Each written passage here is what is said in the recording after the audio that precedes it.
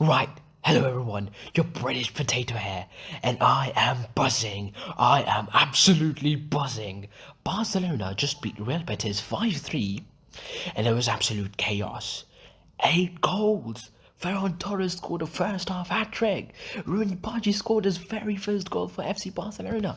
4 points clear yet again of Real Madrid in their game against Celta Vigo, which is certainly not an easy game.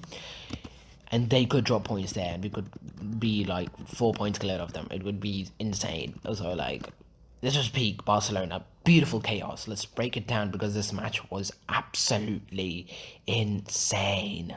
Okay, so the match kicks off in Betis at the Real Betis Stadium. I forgot its name, but yeah. We've been struggling away from home. Chelsea battered us 3-0. We've had issues on the road. And then Betis score. First, again, at the 8th minute, Antony just plops it in. It's a tap-in. It was like, I'm thinking, oh no, not again. Not another match where we concede early and have to chase. Antony, yes, the Manchester United reject. Antony, who cost them £85 million and did nothing, scores for Betis. I'm sitting here, you've got to be kidding me. Antony, the spin merchant himself? Yeah, we're 1-0 down, away from home, against a team chasing Champions League football. This could go badly. But you know what? The lads say, nah, not today. We ain't gonna get beaten. And Ferran Torres said, hold my pie, I'm about to go off.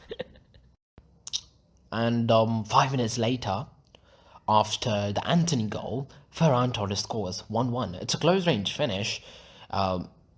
Composed, clinical, get in! A Roony Bardghji low-driven cross, and then, oh, what a goal! What a goal! And then 2 minutes after that, Ferran scores again, and Barcelona lead. It's a beautiful volley, just absolutely smashes it. The technique, the timing, it's absolutely perfect. I'm off my sofa, I'm celebrating, I'm screaming. My neighbours are concerned. And here's the crazy part. Ferran Torres has more stars than Robert Lewandowski this season. Granted the fact that he was injured. Lewandowski, the 36-year-old goal machine that we have, Barcelona legend, is being benched for Ferran Torres. And you know what? It is working. Ferran Torres now has 8 goals in La Liga. The only player who has more than him is Kylian Mbappé. Granted he has double his goals, but still, Ferran is being amazing. Remember when people said Ferran was a flop? Remember when everyone wanted him sold? Where are those people now? In the mud. Buried. Granted, he was absolutely shite for the Chelsea game and a few games before that as well. But come on, he's making a comeback. This is Hansi Flick's most used striker. And he's delivering every week for the past 2 weeks. Every single week. Insane. 31st minute, Roony Bardghji. Remember the name, because this kid is special. Because this kid is genuinely special. Slides on Barcelona's third from inside the box. That was a really cool goal. And he did that that Chidori celebration from Naruto, that Sasuke's move. It was insane. 3-1. We are cruising. This is the Barcelona we know. This is the attacking football we love. Betis are getting cooked. Their defense is in shambles. We are playing with confidence, with swagger, with style. And then Ferran Torres decides he's not done yet. 40th minute, just before half-time, Ferran Torres picks up the ball outside the box, takes a shot, it deflects, loops into the net, hat-trick, Ferran Torres hat-trick in the first half, forward Barcelona, I'm losing my mind. This man scored 3 goals in 35 minutes, a first half hat-trick. When's the last time a Barcelona had a player score a first half hat-trick? The confidence, the positioning, the finishing, everything about his performance was world class. And here's the beautiful part, Lewandowski and Raphinha didn't even come off the bench. That's right, our 2 biggest attacking stars. Lewandowski and Raphinha are captain. They didn't even play. They're being rested for Frankfurt in the Champions League match on Tuesday. That's the depth we have now. That's the luxury of having multiple world-class attackers. We can rest our stars and still score 5 goals away from home. That's insane. Second half starts. We're 4-1 up. Surely this is done right. Surely we can just cruise to a comfortable win.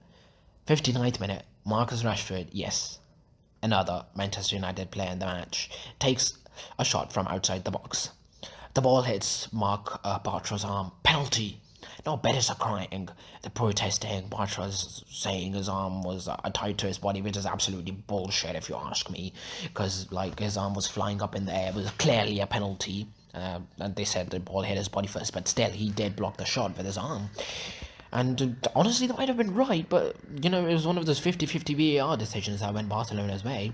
So it's, ref points to the spot, it's penalty to Barcelona. Lamine Yamal steps up, our 18-year-old wonder kid, cool as you like, smashes it into the net. 5-1 Barcelona. Game over, right? Now it's done. Wrong. So spectacularly wrong. Because Betis decided they weren't going down without a fight. 85th minute, with 5-1 up, comfortable cruising, and then from a corner, Fernando Llorente scores for Betis 5-2. Okay, that's not that bad. That's okay. It's a consolation goal. That's what I'm thinking. Whatever, it does not matter. Then last minute of normal time, Betis get another penalty. What do I mean another? They get a penalty. And which was not a penalty, by the way. Koundé got all of the ball. He got the ball. That's just bullshit. That shouldn't have been a penalty. But, like, I'm no longer relaxed because Hernández scores and he steps up, he scores. It's 5-3. I'm stressed. My heart rate is elevated. 6 minutes of added time. 6 minutes. Betis are pressing. They're throwing everything forward. They want a miracle. They want 5-5. They want chaos. I'm sitting here thinking, please start again. Please, Barcelona. Please don't bottle this.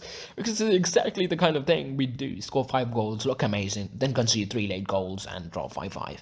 It's the Barcelona way. Beautiful football, terrible defending, emotional damage for fans. But you know what? We held on. Final whistle, 5-3, 3 points, 4 clears at the top. Let's go. Now, let's talk about what this means. We have 4 points clear of Real Madrid at the top of La Liga. They play Celta Vigo today. And if they drop points, we could be even further ahead. We've now won 6 consecutive La Liga matches since losing El Clasico. 6 in a row! Yeah, we got battered by Chelsea in the Champions League. Yeah, defense is still questionable. Yeah, we conceded 3 goals to Real Betis and nearly had a heart attack at the end. But in La Liga, we're absolutely dominating. And the Ferran Torres redemption arc is beautiful. This man was written off.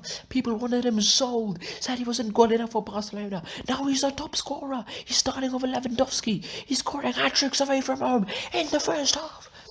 That's what happens when a manager believes in you. That's what Hansi Flick has done, given Ferran confidence, given him chances, and he's delivering.